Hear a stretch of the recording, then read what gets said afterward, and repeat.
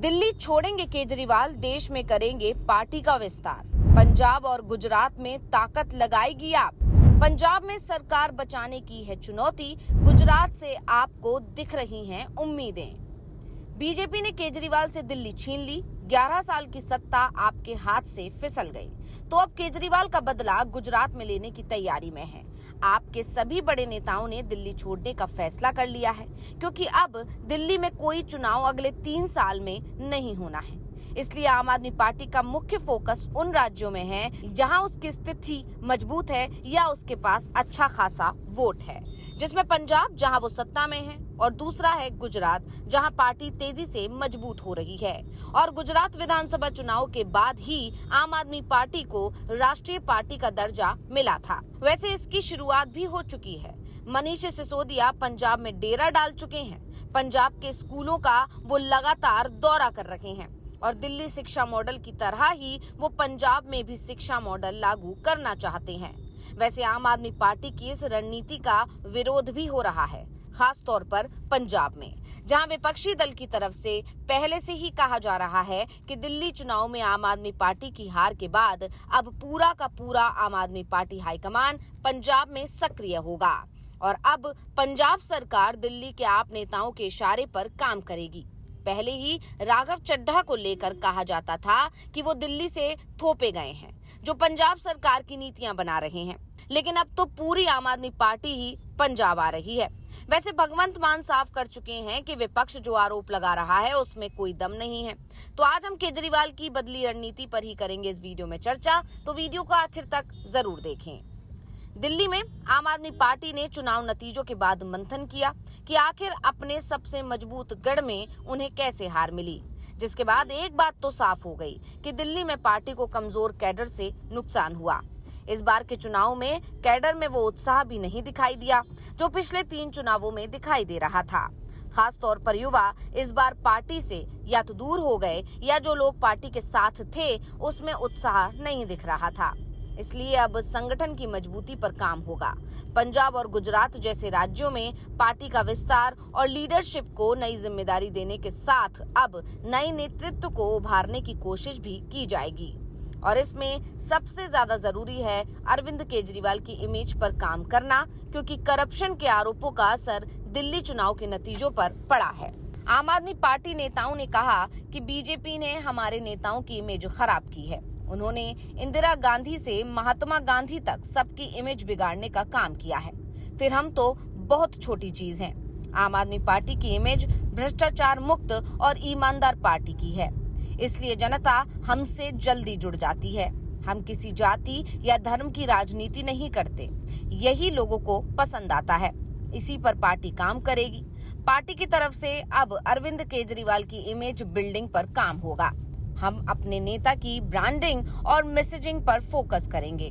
Corruption के आरोप में जेल जाने के बाद केजरीवाल ने सरकारी बंगला और कुर्सी दोनों छोड़ दिया। वो एक आम नागरिक की तरह रह रहे हैं। इसे हम जनता के बीच भी लेकर जाएंगे। पार्टी नेताओं के मुताबिक ईमानदारी अरविंद केजरीवाल की सबसे बड़ी ताकत थी। करप्शन के आरोपों में जेल जाने से उनकी इमेज को नुकसान पहुंचा है। दरअसल अभी तक हर चुनाव में आम आदमी पार्टी की तरफ से खुद को कट्टर ईमानदार पार्टी के रूप में पेश किया जाता था, लेकिन दिल्ली चुनाव में बीजेपी ने आम आदमी पार्टी के टॉप लीडरों के भ्रष्टाचार के मामले में जेल जाने और शर्तों पर मिली जमानत पर बाहर आने को बड़ा मुद्दा बनाया और आम आदमी पार्टी की छवि को कट्टर बेईमान पार्टी की छवि बना दिया, जिसके चलते जो भी आपके नेता जेल गए थे वो सभी के सभी चुनाव हार गए, जिसमें अरविंद केजरीवाल और मनीष सिसोदिया जैसे दिग्गजों का नाम भी शामिल है। आम आदमी पार्टी की पूरी सियासत अरविंद केजरीवाल की छवि के इर्द गिर्द ही सिमटी हुई है। ऐसे में बीजेपी ने केजरीवाल को ही सबसे ज्यादा टारगेट किया था, इसलिए अब आप केजरीवाल की छवि फिर से सुधारने की कोशिश में बड़ा अभियान चलाने की तैयारी में है। इस बीच अब ये खबर सामने आ रही है कि दिल्ली विधानसभा में आतिशी को नेता विपक्ष बनाया जाएगा। उन्हें दिल्ली की कमान सौंप दी जाएगी। मनीष सिसोदिया, अरविंद केजरीवाल, सौरभ भारद्वाज, संजय सिंह, सुशील गुप्ता, एनडी गुप्ता और सत्येंद्र जैन जैसे नेशनल लीडर अब देश भर में पार्टी के विस्तार पर काम करेंगे। इस दौरान नई लीडरशिप तैयार की जाएगी। दरअसल अभी तक आम आदमी पार्टी एक के बाद एक दूसरे राज्यों में चुनाव लड़ती रही, लेकिन संगठन तैयार नहीं किया। इससे पार्टी को नुकसान हुआ, लेकिन अब पार्टी संगठन को मजबूत करने पर जोर दे रही है। गुजरात में आम आदमी पार्टी के पास 5 विधायक हैं। छत्तीसगढ़ और गुजरात नगर निगम में भी आप ने अच्छा प्रदर्शन किया। आपने 2014 में पंजाब से लोकसभा चुनाव लड़ा और पहली ही बार में उसे 4 सीटों पर जीत मिली। वैसे अभी तक आम आदमी पार्टी को सिर्फ पंजाब से ही लोकसभा चुनाव जीतने का मौका मिला है। 2014, 2019 और 2024 हर बार आपको पंजाब से लोकसभा की सीट मिली, लेकिन बाकी राज्यों में उसका खाता तक नहीं खुल सका। पंजाब में 2014 में मिली जीत के बाद से ही आम आदमी पार्टी ने इस राज्य में अपने संगठन का विस्तार शुरू किया और इसका फायदा 2022 के विधानसभा चुनाव में लिया, जब पार्टी को बड़ी जीत मिली और दिल्ली के बाहर पहली बार एक राज्य में उसकी सरकार बनी। राज्य की 117 सीटों में से आपको 92 सीटों पर जीत मिली। आपने पंजाब तो जीत लिया, लेकिन दिल्ली हाथ से फिसल गई। ये सवाल आप नेताओं से भी किया गया, तो उन्होंने बताया कि दिल्ली में हार की सबसे बड़ी वजह कार्यकर्ता और कमजोर संगठन रहा। हम दिल्ली की जिन सीटों पर जीते हैं उन्हें बचाकर रखना भी चैलेंज है। पार्टी चुनाव हारने वाली है, इसका अंदाजा था, इसीलिए चुनाव हारने के अगले दिन से ही एक के बाद एक मीटिंग हो रही है। पार्टी के हारने के कई फैक्टर हैं। सबसे पहला और अहम फैक्टर हमारे कार्यकर्ता ही रहे। वो या तो दूसरी पार्टी में चले गए या उन्हें लगने लगा कि हम चुनाव हार सकते हैं, तो वो शांत हो गए। पार्टी की योजनाओं को लोगों तक ठीक से नहीं पहुंचा सके।